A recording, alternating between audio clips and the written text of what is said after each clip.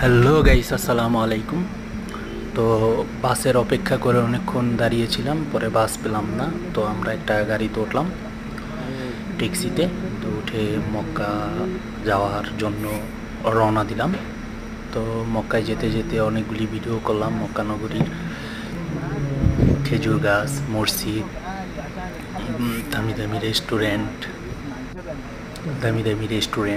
এবং কি এই যে গাড়ির ভিতরের ফুটেজ। আমরা প্রায় 6 জন ড্রাইভার সহ তো মক্কা যাওয়ার উদ্দেশ্যে রওনা দিলাম। আর আপনাদের দেখানোর জন্য বা নিজের স্মৃতি হিসাবে রাখার জন্য ইউটিউব প্ল্যাটফর্মটাকে কাজে লাগাচ্ছি।